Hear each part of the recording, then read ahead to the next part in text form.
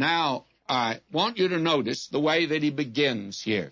The vision of Isaiah, the son of Amos, which he saw concerning Judah and Jerusalem in the days of Uzziah, Jotham, Ahaz, and Hezekiah, kings of Judah. Now, if you have our book, Briefing the Bible, where we have notes and outlines of every book of the Bible, you will note that we have a chart in there of the kings of Israel and Judah, the ones that were good kings, the ones that were bad kings.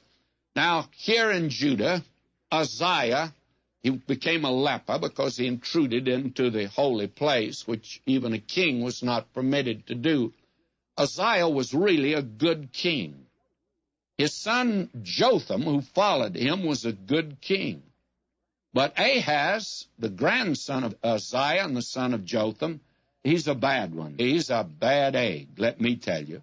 And then Hezekiah was a good king. Although he asked that his life be prolonged, it was, and I think probably that was a mistake, because the bad things that took place, not that he did any bad things, but the things he did certainly worked out, not for the good of the kingdom, but actually for the undoing of the kingdom. This is the time. Now, God begins this prophecy in a most majestic manner.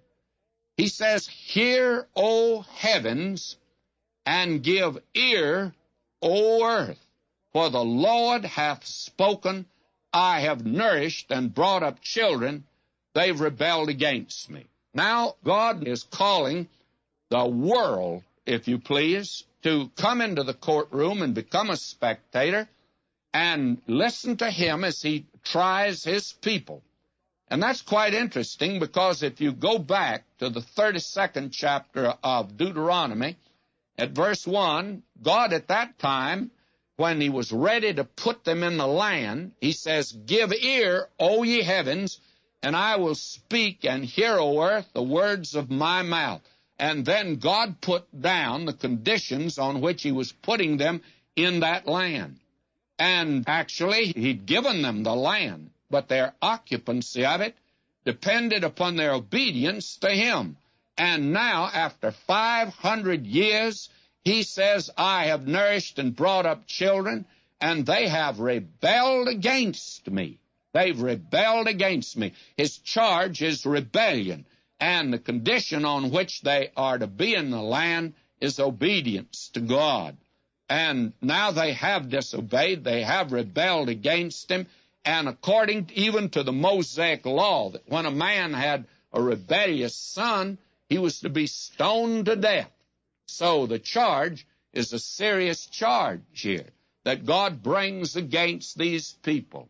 Now, the reason that when the Lord gave that parable of the prodigal son, and it's probably one of the most familiar stories, and that of the Good Samaritan, of any that have ever been told. But the thing that made it such an exciting thing in Christ's day was the way that he handled it. He said that this son was not stoned to death. When he got home and asked for forgiveness, even before he finished his confession, why, the father had thrown his arms around the boy, kissed him, and the father forgave him. And instead of stripes, why, he had for him a wonderful feast for him. And this boy here was received. Now, here again, God is saying, "I have nourished and brought up children. They've rebelled against me." Now, he goes on to make a very unusual statement. In fact, he breaks the tension of the courtroom by introducing a little humor. I hope you find humor in the Bible. If you do, it'll make it lots more interesting for you. And God has a sense of humor.